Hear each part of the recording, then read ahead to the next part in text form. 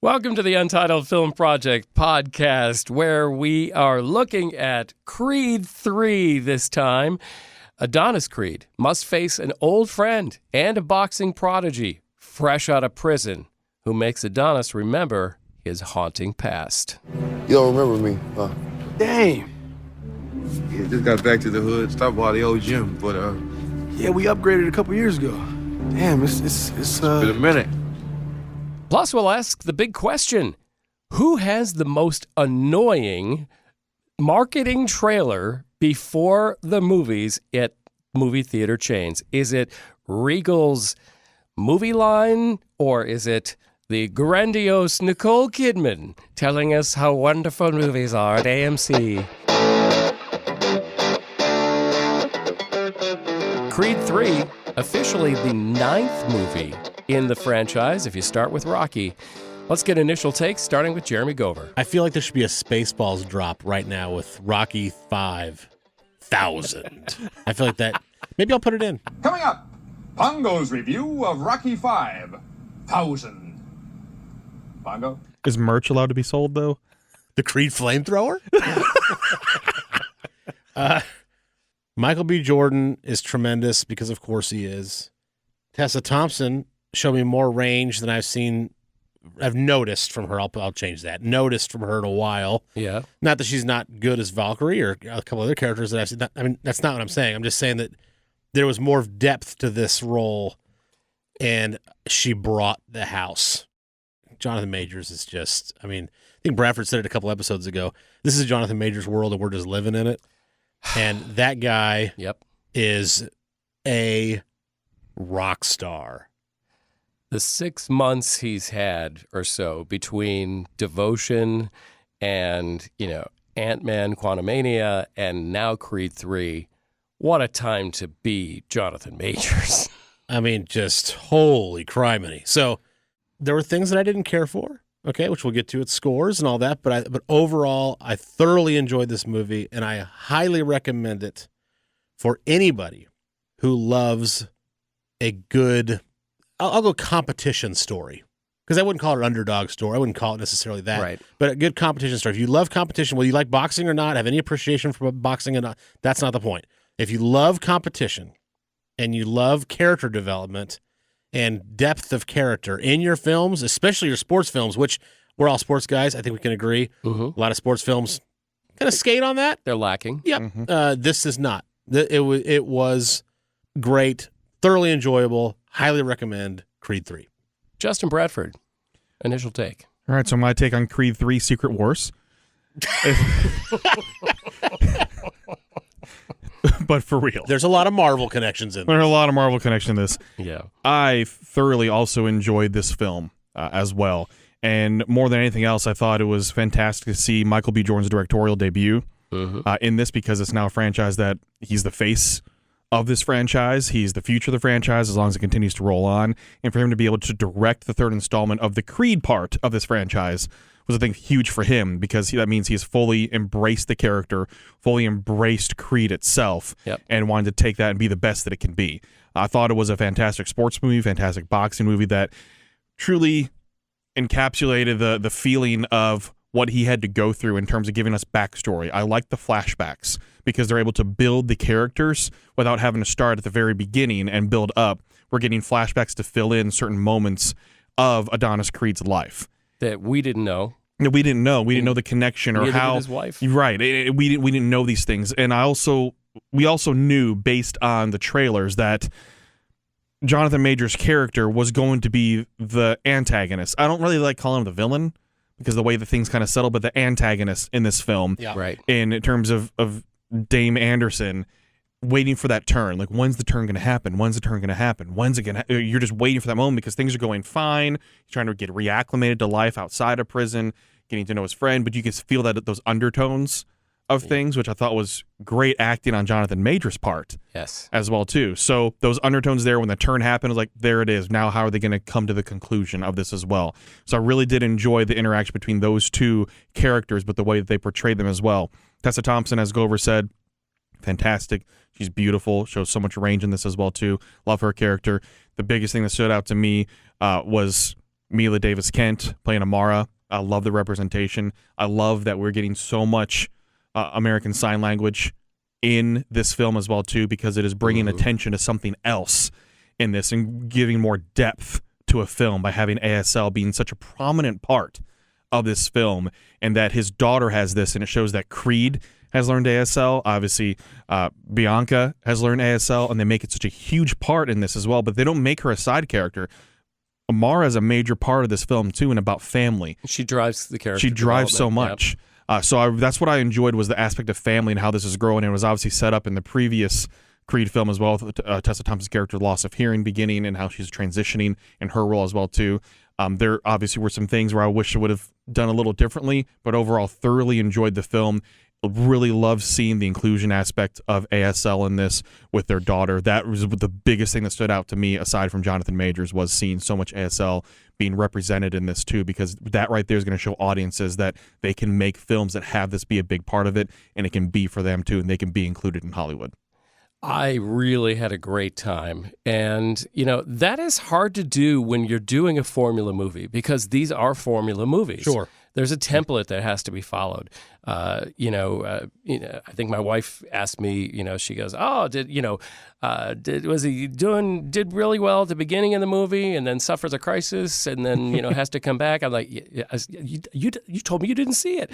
So obviously there is a formula, and for I think Michael B. Jordan to direct and create a film that we already sort of know where it's going to go from start to finish before we walk in the theater, and still really entertain me, was a fantastic moment that only comes from really good writing. Ryan Coogler, thank you for bringing an element of his past into the story, not a new villain from a different part of the world, but actually going to, okay, what did Michael B. Jordan's character Adonis Creed give up or forget or leave behind in his rise to success?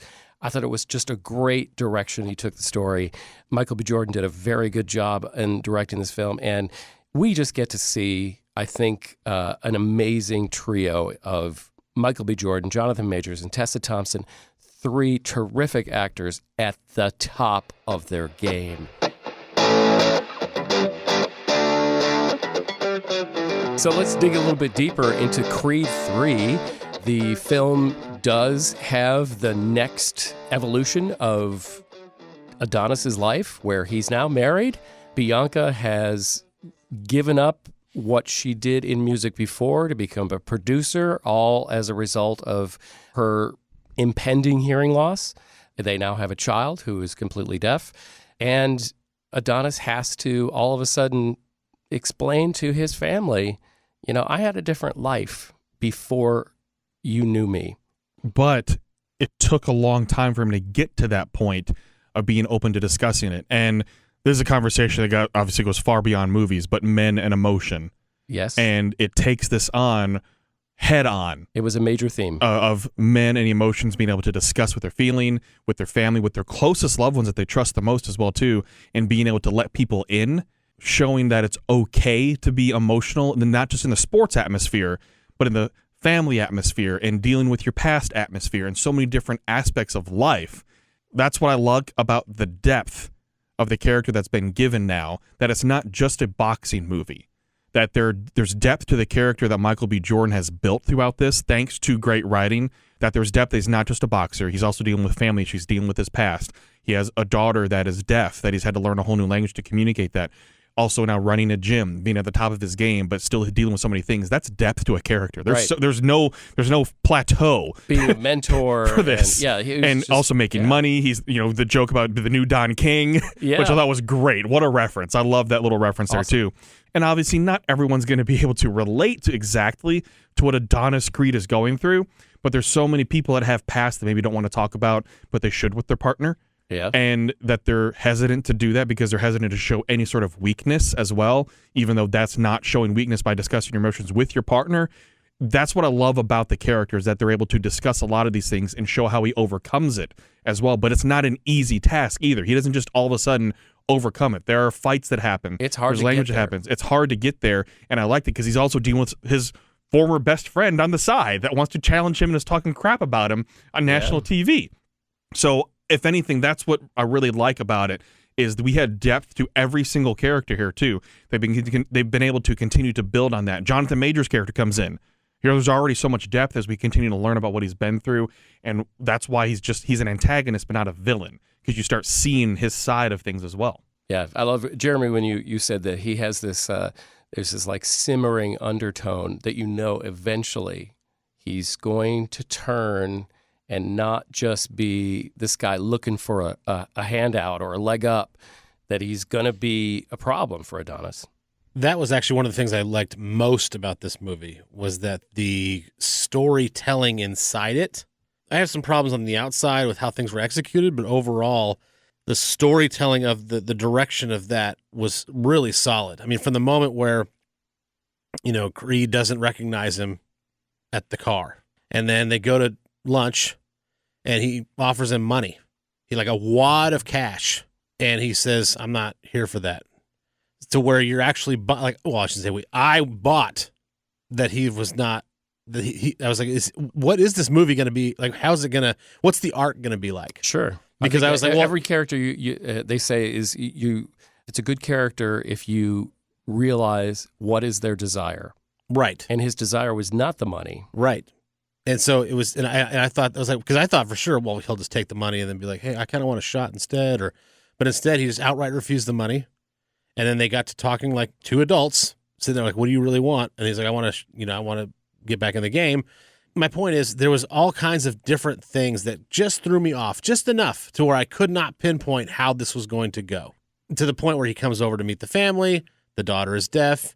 He kind of learns on the fly how to say, nice to meet you or whatever. Like those kinds of things where you're like, okay, he doesn't seem to, like, he's not looking around, looking to steal anything. He's not unhinged. He's very calm and collective, and they're trying to catch up. And then you start to see in the conversation with Tessa Thompson's character, and of course Michael B. Jordan's character, you start to see when he throws him a curveball, like, oh, he didn't tell you, and that's when you start to go, okay, there's something more here, but you don't know what it is. It kept me guessing the whole time, which, as a moviegoer who's seen thousands of films, I really appreciate. When I'm not sure, I think this is going to happen. I think his character is like this, but you're keeping me off kilter just enough to make me doubt, and therefore I have to take everything at face value. I can't just be like, oh, well, of course he's going to say that because later on he's going to hijack him this way. I just thought overall it was written extremely well because it kept me on my toes. And there's a lot of boxing metaphors that could go with that because sure, rope-a-dope and all kinds of stuff. And also like you have to deal with the guy in front of you in that moment. Like you can't be thinking about the 8th round, which might be the third act of the movie, when the guy is pummeling you right now in the 2nd round. Right. So I mean, there's a lot of. I mean, boxing is not as mainstream as a lot of other sports, okay? But I think when boxing movies do it right, it connects with anybody that, maybe not ordinarily don't follow boxing, don't care about boxing, but they find how the boxing metaphor applies to the rest of life. The last thing I'll say in my little deeper dive segment is that I didn't care for, I mentioned I didn't like a few things. I didn't care for how they fast-tracked Damien. I understand they did it for the film and they got him fitted in 2 hours. I totally understand that. Okay? Sure. So please forgive that.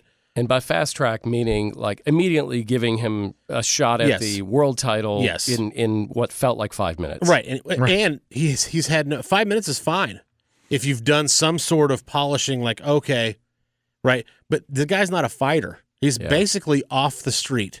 Yes, they doubled down on the fact that he was a Golden Glove champ and and all this stuff when he was a kid. Prodigy. Yes, for sure. But can you imagine the outcry, especially in today's sports landscape on social media, if they just gave some random dude, because that's how it looks to the public, random dude a title shot?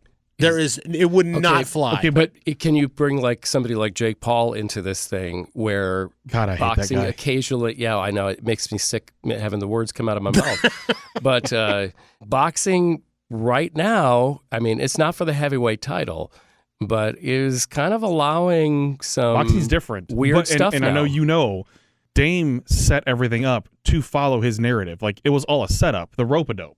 Part of this. It was all a setup. For sure. So he had a feeling on how things were going to go anyways. Right. So that's where I think the backup plan to the story fits. I'm not talking about that. He made it happen. I'm talking about the actual logistics of it. Okay? Sure.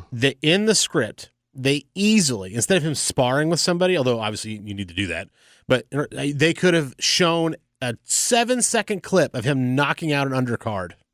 They had a training montage. So why not have all of a sudden he knocks out a guy in the first round, knocks out a guy in the second round. Again, 7-10-second clips. I don't have a problem with it. Sure. I still find it unbelievable, but at least I'm like, okay, he's been in a boxing ring before. He went from sparring to all of a sudden a heavyweight title shot. And as a kid of the 80s, I think of Mike Tyson. Okay? Yep. Buster Douglas didn't just come out of nowhere. He came out of nowhere in the ring, but he didn't come out of nowhere as a boxer. He had matches before that. He earned his shot, and he played Tyson. So if Buster Douglas gets hurt on that fateful night in Japan, they don't just go grab a sparring partner at a random Japanese studio. That is not what happens. It would have made it more believable. But I can't do it from 0 to league. 60, and then he wins. I can't make it. Prison Boxing League. Yeah, I mean, anything. Dude was in shape. I mean, he was still fighting. He was still fighting. He is that's in for sure. phenomenal shape. Yeah, Jonathan Majors, daddy. Yeah. Mm-hmm. As a sports fan, my whole life, it's a huge leap for me. Sudden death. Didn't think you'd get a Jean-Claude Van Damme reference in this show, did you? In sudden death, he ends up on the ice. Okay? He's not really trying to play. He's not saying, "Oh, I'm the best goalie in the league. I'm going to go out there." No, he ends up in that position to solve something. This is not that. This is like, "Oh, you want a shot? Oh, okay, we'll give you a shot."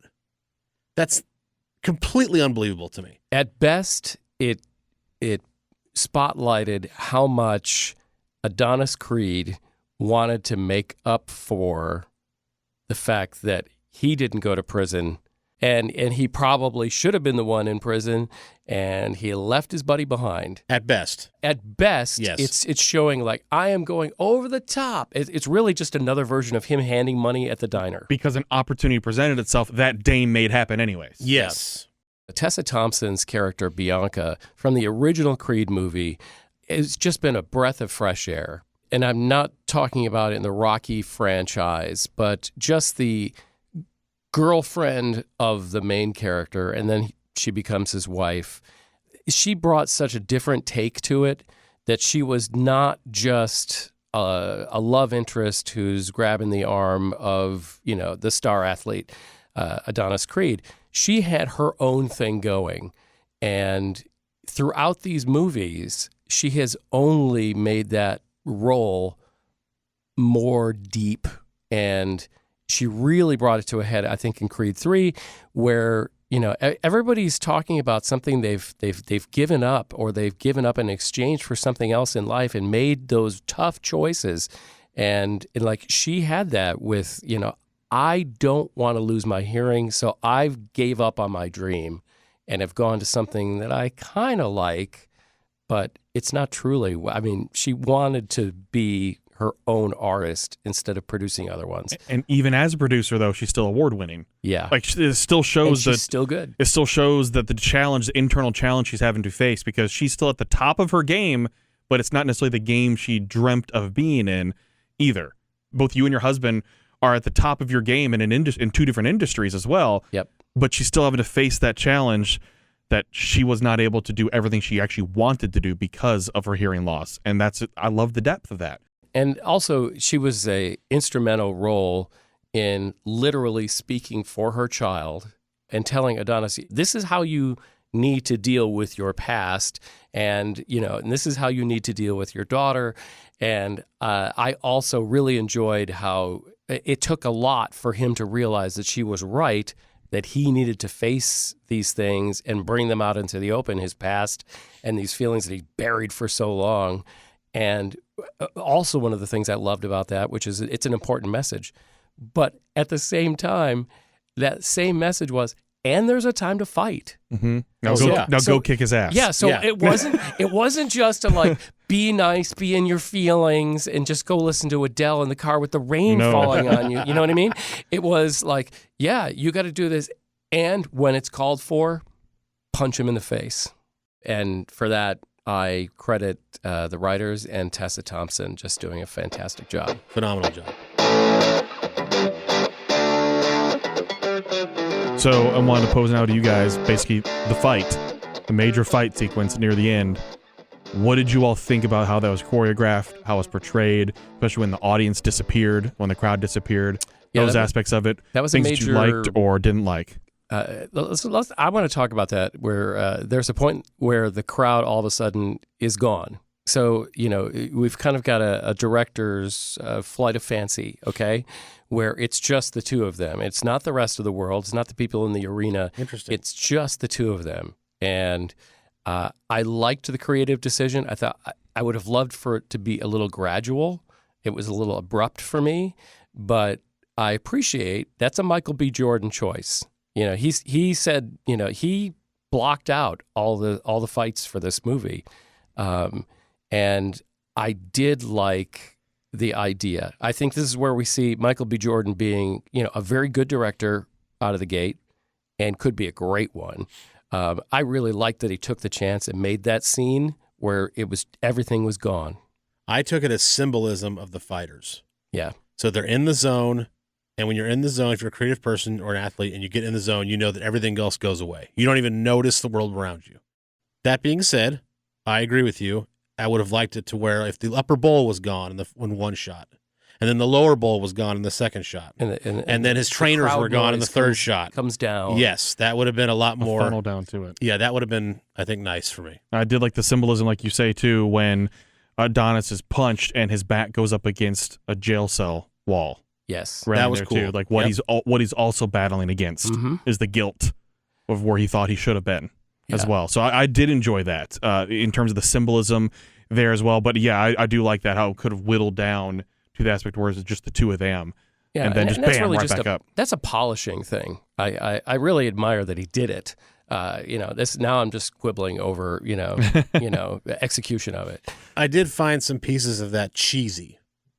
And I do think that's an experience thing too. I think that if he was a more experienced director, and you got to start somewhere. I'm not taking necessarily, anything away from him, but like when at the very end of the movie, when he's in there, he's, messing with his daughter, and his daughter knocks him down, and he's like, and that's a great moment. But then when they leave and he turns around and looks at the empty crowd and does this big dramatic, like, I've made it moment, like all this, it's like, okay. Like, a little cheesy. Like, I just, there were elements of that I was like, we could have done without that. Yeah. My thing that I found cheesy, and maybe this is where, I think makers of boxing movies, and you could even say Dodgeball, will use cheesy commentary from the guys on the side of the ring describing what's going on and almost dumbing it down for the audience. Okay. I thought the guys at the side of the ring commentating on this movie were the cheesiest thing in the entire movie. They kind of insulted my intelligence. You're talking about the broadcasters? Wow, yeah, the broadcasters. Okay, yeah. I'm like, really? I mean, they were the worst actors, the only bad actors in it, I thought. Well, but they're real boxing. But they sucked. Right, but I'm just saying, like, the idea there is that they're actual boxing. I get the credibility of having the people that do this for a living, but I get where Jim's coming from for them, because I feel like it was forced, because they weren't commentating an actual event happening; they were commentating a script. Sure. So it didn't feel as natural of. I have no problem with that. I'm just saying, like, there's. But I see where Jim's coming from. I wasn't even thinking about that, but now that I'm remembering back in the movie, I'm going, right, that is kind of cheesy. They're describing like plot point narratives instead of what's happening in the fight. Yes. They're like, and this is the, they really, it's almost like they were looking at the elevator pitch of the movie and had to tell the audience again what was at stake. And I didn't think it was needed. So let me ask you this then. How would you have fixed that? You're the director of the film, Jim. What are you doing to push the narrative along while watching a sporting event where naturally you would put in broadcasters to then tell the story? So what would you do differently? Is it just as simple as better actors? Is it just that simple? Or maybe just better writing. This is where I put it on the writing. I think they felt that to reach a broader audience that may not be familiar with the sport, we have to over-explain the importance of what's going on. And I thought the movie kind of did it. Okay. I didn't think it was necessary. That's fair. my nitpick. That's fair. And it's minor. Yeah. That's fairly minor. Now, okay, we haven't discussed this, but Phylicia Rashad's character. Awesome. I mean, and especially with the way, again, I've talked about this, the depth you build for Adonis Creed by having his mom pass away as well. So all the battles he's facing, including his mom passing away too after he had a verbal fight with her. Right. When a death is predictable, as that one was, it takes a great actor to still make you buy in when you know something's coming.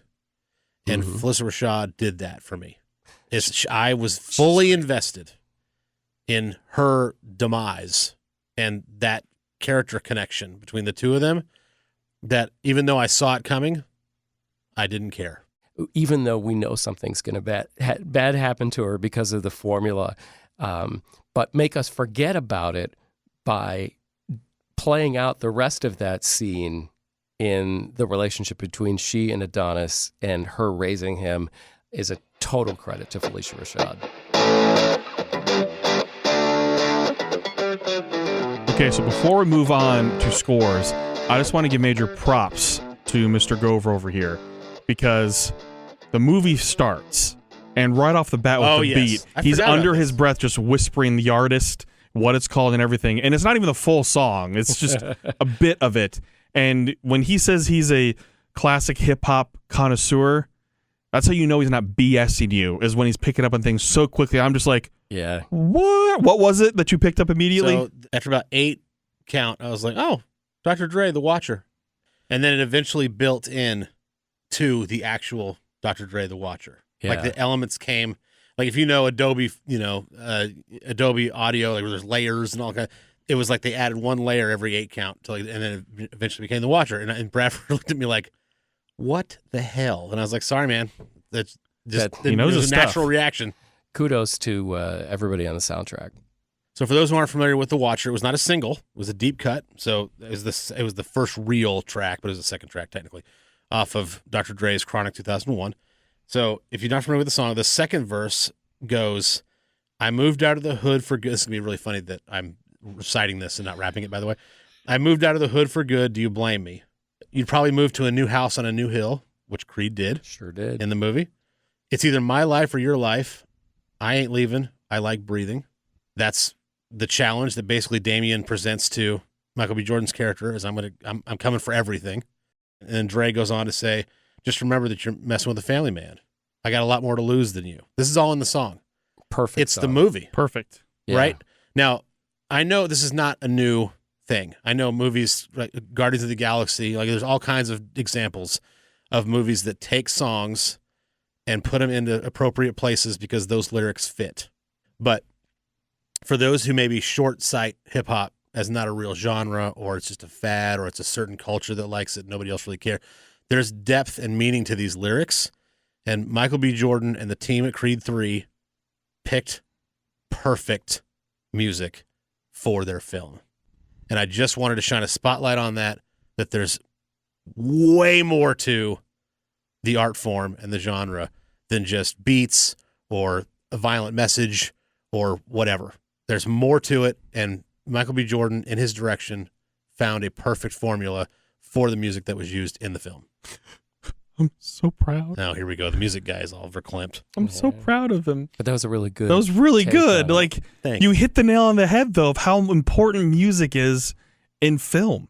He's so And proud of you. The way I they know. connect it and everything too, but that shows hyper awareness of that as well too. That was a choice made on purpose. Oh, for sure. Made on purpose, not just a score, but it's a song with the lyrics and how much those lyrics mean to the movie. Just think about that. It could be, okay, well, I need to set the tone, right? So how do we do that? We get a really good beat. We're going to tell the backstory of these two characters. We're going to go to a flashback scene of them growing up, and then we're going to see how this all fits. But we need a beat to do that, and we need a time appropriate beat, like an era appropriate beat. We can't play something from 2010 if it happened in 1999. Yep. Right? We saw that in Black Panther, the first one. Too short because they're in Oakland. That's how the movie opens. They're in Oakland. In the Trunk is playing from Shorty the Pimp, the album. That song came out around the time that scene was supposed to take place. So here you have a nod to that. And it's, again, a song that is era appropriate and the message fits what the movie is about to be about. It's just all around great. Here we go. Let's score Creed 3, starting with Justin Bradford. All right, I enjoyed the film. I think it has the potential to be the best out of the three as well, just given the depth of these characters and where they've been able to grow these characters, and especially with Jonathan freaking Majors being in this as well. The first Creed was, let's see, 173.6 million worldwide. Creed 2, 214 million. Oh, wow. Do we think Creed 3 tops the 214 million that Creed 2 did? Quick answers. 250, yes. Yeah, I believe it Okay, will. I believe so as well because Jonathan Major is going to be a big draw for that. Yeah, I think that's what's going to help do it. And every woman I know, I had one tell me that Michael B. Jordan melts her ovaries. So, I mean, like, they are hungry for Michael B. Jordan and then you have Jonathan Major. Yeah. So, just overall, just thoroughly enjoyed the film, enjoyed the depth of the characters. Again, a big time again. The representation that we see with sign language was phenomenal to me, and that stood out so much to me, and that gave me so many bonus points. I will say, Gover, we both had the same reaction to a certain sports broadcaster appearing on screen. Uh-huh. I don't know if you had that note in there for you. Oh, it's in here. Okay. That does give a little subtraction for me because Stephen A. Smith just makes me cringe. Mhm. But it's not a huge subtraction. I hope it isn't for Gover either. It is. God. I declared it in the theater, dude. I know, but everybody heard you. I know, because I made no secret about it. In the middle, I was like, I'm taking a full point off because he's in it. Okay. So But you acknowledge it. my score, so I get to there, so just keep asking you guys for input. My score is an 8. Jeremy Gover. Stephen A. Smith sucks, and I take a whole point off for that. That's number one. Just cut right to the chase. Since Bradford took it from me, I might as well go ahead and just do that. My love for American Sign Language cannot be understated because I took 2 years of it in college, and to see it on screen in not a throwaway character, right? It wasn't like they were going to dinner at a restaurant and the server was deaf and they were signing. It wasn't like that. Right. And then it's like over. Like it was throughout the whole movie. It was an integral part of building the relationship with the daughter, right? So much so they're teaching Damien how to say, again, nice to meet you. It made my soul happy. So I understand it hits me on a personal level, but I just have to say that. I loved the fact that ASL was used on screen for as frequently as it was. That was awesome. And how it told some of the story. It was important to the story. It was important to this, right? It wasn't just a choice because, we got some representation in there. Let's put a deaf kid in. It was actually, it built some characters around. It was awesome. Jonathan Majors is a beast, like I said. And the last thing I'll say is that I recommend this movie to anybody who, again, is a fan of competition of any kind. And I would probably even go beyond that. I'd probably just recommend it to anyone because it's not just a boxing movie. It's disguised as one, but it is not one. There's so much more to it. And therefore, I give Michael B. Jordan's directorial debut, Creed 3, a 7.0. Very nice. Remember, it would have been an 8. So if not for Stephen A. Smith, it would have been right. an 8. That's Wow, there's the difference right there. He has to have penalties, okay? He has to have. There are consequences to your Thank actions. you. There are consequences to him just being on screen. Because of all the personalities they Yeah. could have went with. I probably would have let it slide if he was watching a TV show with Stephen A. Smith on it. Instead, And it he was was just B-roll. on the show. Right. which makes him a character in the movie, which I take points off for. Unapologetically. Well, this is Jim, and I really loved this movie. It does rival the first Creed, which I also thought was a fantastic movie and just surprised me out of the gate, when I thought they were going to do another evolution of the Rocky. I'm like, oh, don't beat this horse. And then I was like, thank you for beating this horse. So, it does battle for the best of the Creed movies. We have just so many great people in this movie. The cheesiness of a few elements, including the commentary, and we already know it's a template movie. But the fact that it overcame all that to make me so happy and entertained, and the drama that it brought, not just sports, but just the drama in so many different ways, in different places that I never expected it to come from, I give this movie a 7.5. And it didn't need Rocky in it. It didn't. All right, now we get to the big question. This is one that has been weighing on me because we have two theater chains in the area we live. We have AMC and Regal, the two big guns in the movie distribution industry. And both of them had decided, I think around during the pandemic, that they needed to brand their movie chain in a way that made it stand out from other movie chains.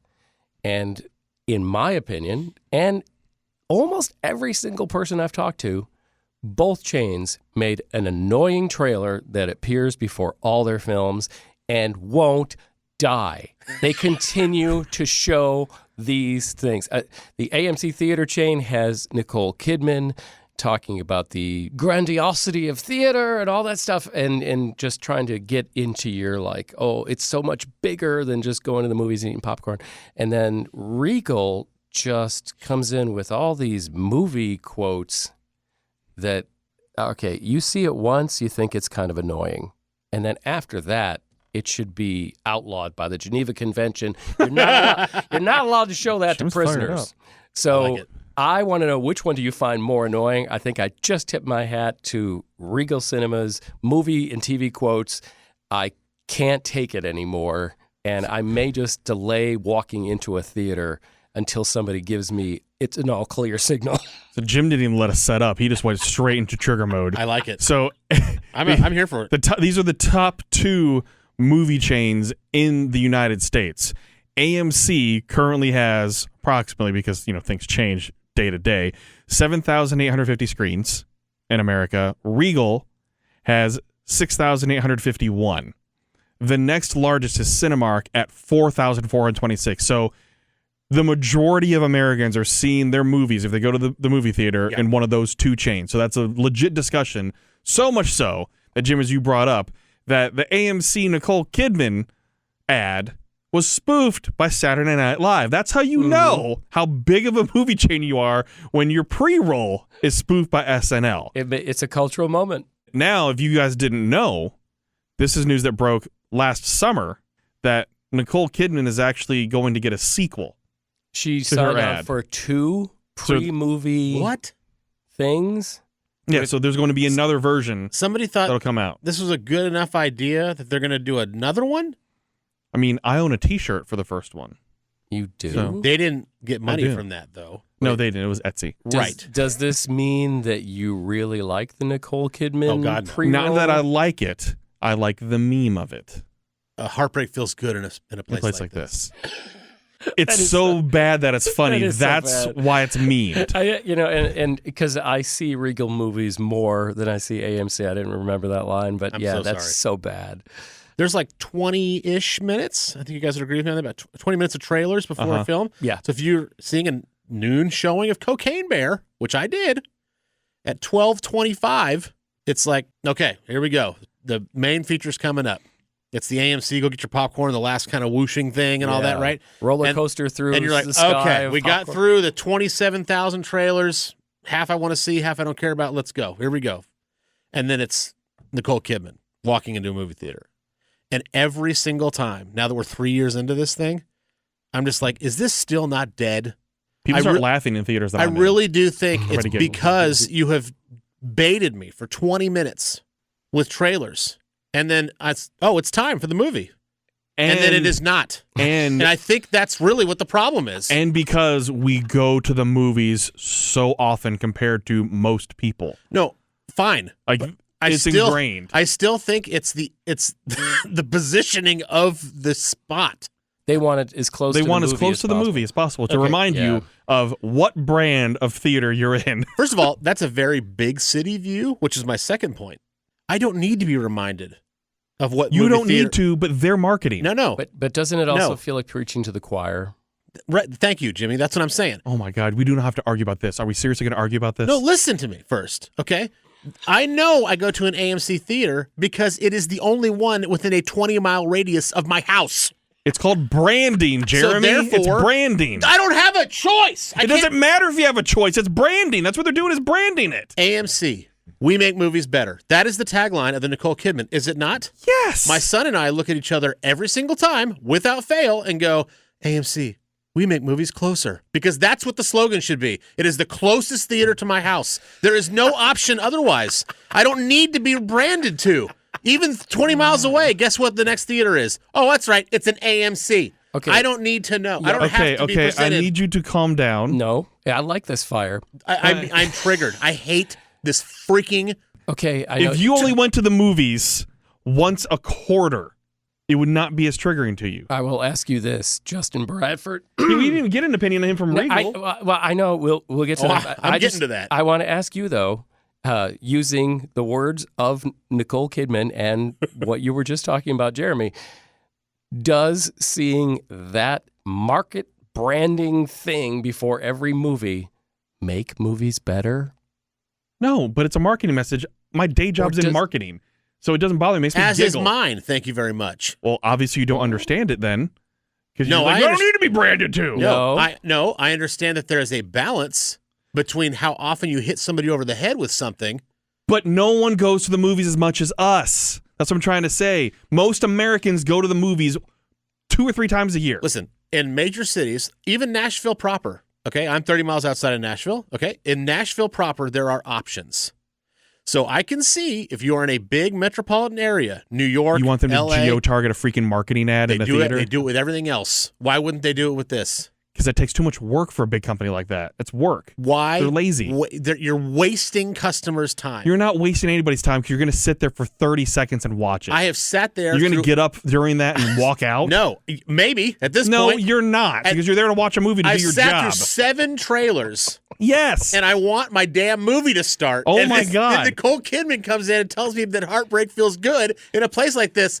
No, it doesn't. I need you to shut up and go away. Not because you're Nicole Kidman. I like Nicole Kidman. But because this specific spot. How many times? Award-winning Nicole Kidman from the MCFCA. Yes. But for 3 years. No, here's... Thank okay. you. Okay, if you want something that triggers, what triggers me more in an AMC is when they do the celebrating 100 years of 1920 to 2020. 2020 was 3 years ago. It's 12 seconds long, dude. This is 30 seconds long. It is not 30 seconds. No, it's like a minute, right? Hold, please. Oh, my God. Please keep the clicks in Oh, I will. It is a minute and a half. a minute and a half. It's 90 seconds. Why would the you do fact it? that you're so triggered by a marketing message Why would is you do it hilarious. Because it Voluntarily. flies in the face of what marketing is about. Marketing is about exposure and awareness. That's what it's about. And then eventually to sell things and blah, blah, And blah, blah. branding. Right. Okay. But I don't need to be branded to. It's obviously worked for them because You'll notice- SNL spoofed it. You'll notice I have not said, I talked about the frequency of which I go. You keep bringing it up, which is fair. Because that's why I'm you're so not triggered. saying I'm upset by this ad because I see it 12 times a month. That never came out of my mouth. I don't care how many times. I see it once. How many times are we watching a regional sporting event? And it's the same damn commercials every single People break. get frustrated. Yeah. But did they turn it off because of that? No. I've muted my TV. Yes. Okay, but And then most got up people, and got some milk or got some Reese's Most peanut people butter don't. cups. Or, I've occasionally paused my DVR so that I could fast forward most through people those don't. things. Thank you. You're not getting up and leaving the movie theater because of it. I'm not leaving the movie theater because I've paid money. Right. But I don't need this. Okay. That's what I'm trying to tell you. All right. I'm going to bring this back. I don't Just a care little if bit. you I'm gonna need bring it or this not. back They're going to because, keep doing it. I know I'm gonna They've bring this back. graduated from the roller coaster. The question is, well, yeah. That was less annoying. Regal still has the roller coaster. The jump scare popcorn. Yeah. The real question is it any good?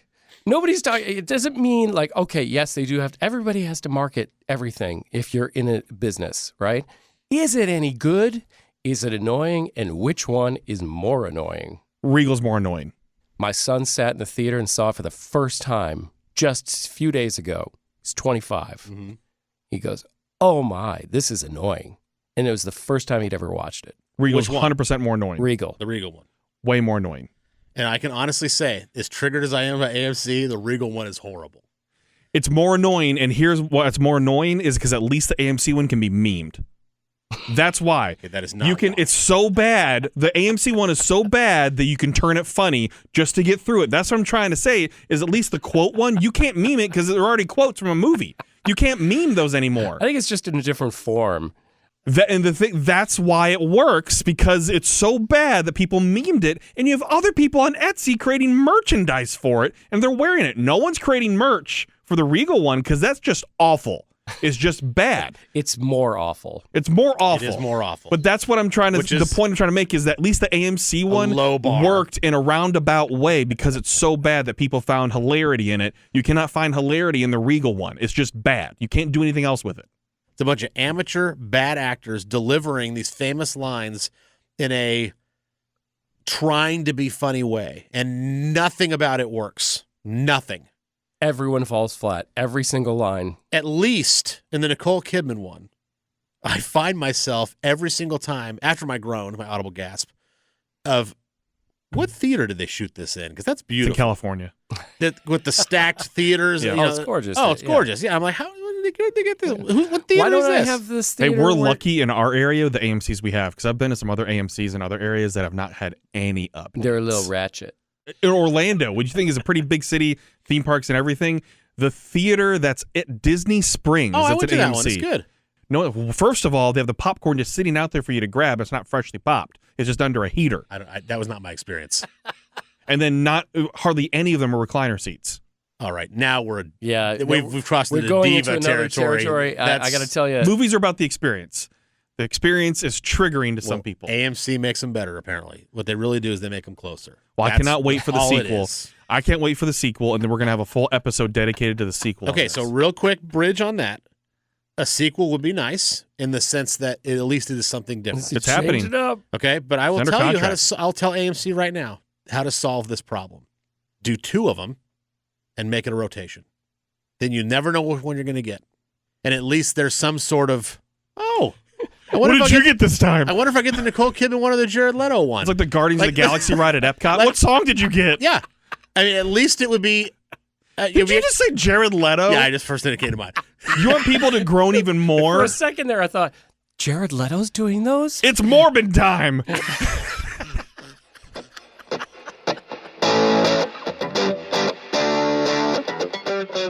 We've been trapped with those before the movie trailers for 3 years, and you've been trapped with us for far too long. But please tell us what you think about the Regal versus AMC pre-movie branding, and also your thoughts on the movie as well. You can reach out to us anywhere on social media. We're on all of them. Untitled Film Project Podcast. We make podcasts closer. Thank you for listening to the Untitled Film Project Podcast. To support the show, please rate, review, follow, and subscribe. Original music by Jeremy Schwartz. Special thanks to the Music City Film Critics Association. Editing and post-production by Jeremy K. Gover. Voiceover by Chad Bennett. The Untitled Film Project Podcast is presented in cooperation with iHeartRadio.